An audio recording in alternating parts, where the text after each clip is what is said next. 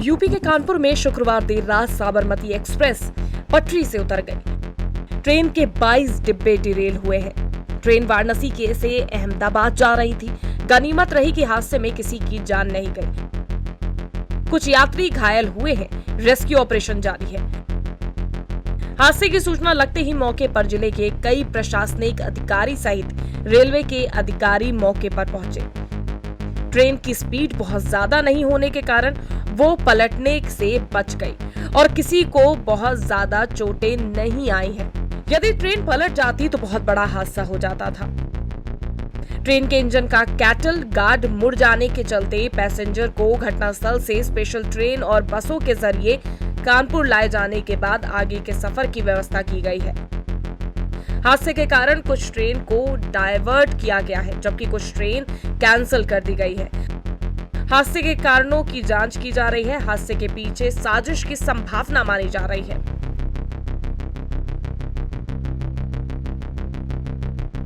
केंद्रीय रेल मंत्री अश्विनी वैष्णव ने भी हादसे के पीछे साजिश की बात मानी है। उन्होंने एक्स पर लिखा, साबरमती एक्सप्रेस का इंजन पटरी पर रखी किसी चीज से टकराने के कारण कानपुर के करीब सुबह 2:35 पर डिरेल हो गया।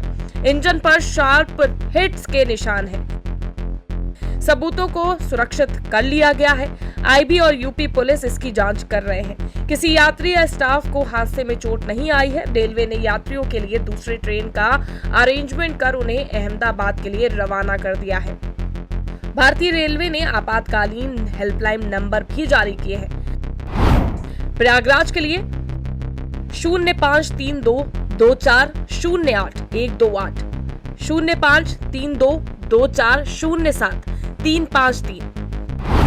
कानपुर के लिए 051223232018 051223232015 मिर्जापुर के लिए 054422200097 इटावा के लिए 7525001249 टुंडला के लिए 7392959702 अहमदाबाद के लिए 0792211397 बनारस सिटी के लिए 8303994411 गोरखपुर के लिए 055122080888 लखनऊ के लिए 9794838237 ये नंबर जारी किए गए हैं हेल्पलाइन।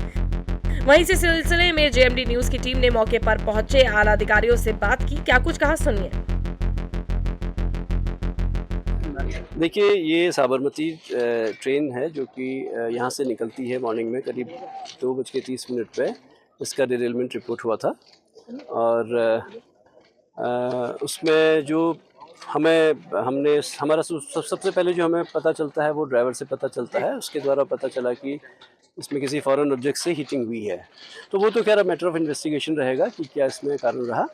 और हमारा जो सबसे पहला काम था कि हम जो पैसेंजर्स उस ट्रेन के थे उनको यहाँ से उनके गंतव्य के लिए पहुँचाएं, तो वो काम हमने पूरा कर लिया है। हमने करीब कुछ बसेस की यहाँ व्यवस्था की थी और एक हम रेक भी लेके आए थे कानपुर से।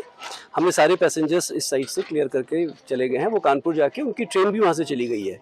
तो पैसेंजर को तो हमने एक तरीके से उनके गंतव्य स्थान में पहुँचने के लिए ट्रेन से रवाना कर दिया है। इसमें यह है कि कोई भी इंजरी नहीं हुई है, कोई भी हताहत नहीं हुआ है और जितने भी पैसेंजर्स थे उनको कुछ बाई रोड हम लोगों ने भिजवा दिए और हम लोगों ने मेमू ट्रेन प्लान करके आप लोगों ने देखा होगा, सब लोगों को यहाँ से निकाल दिया गया है और एक ट्रेन चलेगी कानपुर में, रेक बनाई गई है इनको गंतव्य स्थल तक। कितने डिब्बे ड्रिल हुए हैं, कैसे हुए, कुछ पता चला? ये आप लोग खुद भी साइड पर देख रहे हैं, मैक्सिमम डिब्बे ड्रिल हो गए हैं। आगे के इंजन एक ड्रिल है, उसके बाद 2 कोचेज ठीक नहीं ड्रिल हैं। बाकी जो रेल है ड्रिलमेंट की वजह से थोड़ा सा टिल्टेड है, तो उसको हम लोग प्लान कर रहे हैं। ट्रेन को ट्रैक पे लाने के लिए क्या प्रयास किया जाएगा, कब तक उम्मीद की जाएगी ट्रैक चालू होगा? अभी हम लोग अपना लेके आए हैं, अभी असेसमेंट हम लोग कर रहे हैं, इसके बारे में फोरकास्ट बाद में। रिलीफ ट्रेन आ रही है, रिलीफ ट्रेन आ ही रही है पीछे। अभी तो हम लोग रिलीफ ट्रेन से ही आए हैं मेडिकल। 24 घंटे में चालू हो सकता है यात्रा यहाँ पे? हम लोग हो सकता है, पूरी कोशिश करेंगे जल्दी चालू। जांच कोई कमेटी? जांच कमेटी तो रेलवे का सिस्टम है।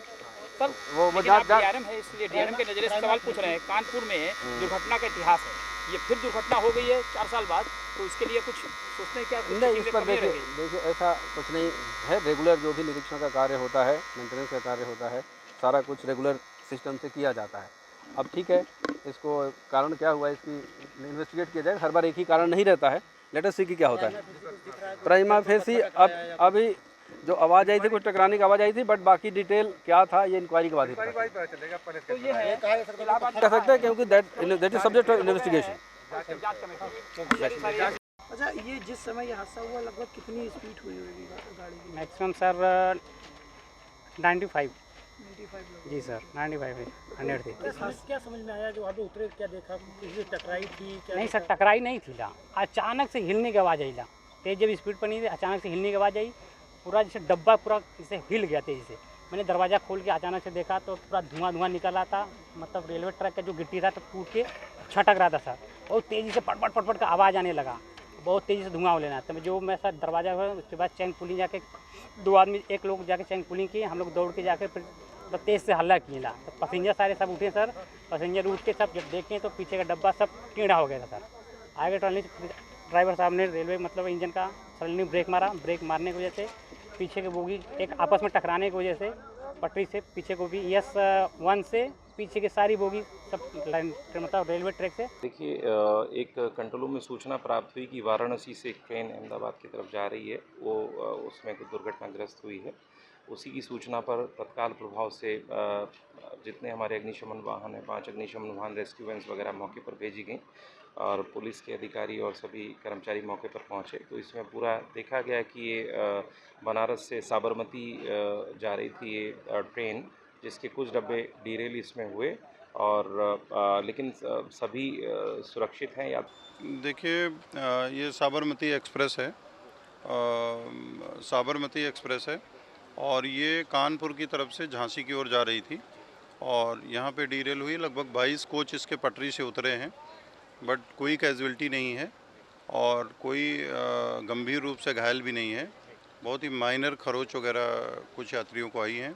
बाकी एम्बुलेंसेस हमारी यहाँ पे हैं, हम लोग बसेस मंगवा रहे हैं ताकि जो यात्रीगण यहाँ पे हैं उनको रेलवे स्टेशन और बस स्टेशन या उनके गंतव्य तक छोड़ा जा सके। वहीं देखने वाली बात यह होगी कि लगातार ट्रेन का पटरियों से उतरना महज एक इत्तेफाक है या फिर इन ट्रेन का लगातार पटरियों से उतरना कोई साजिश की ओर इशारा है। ये तो होने वाली जांच की रिपोर्ट आने से ही पता चलेगा।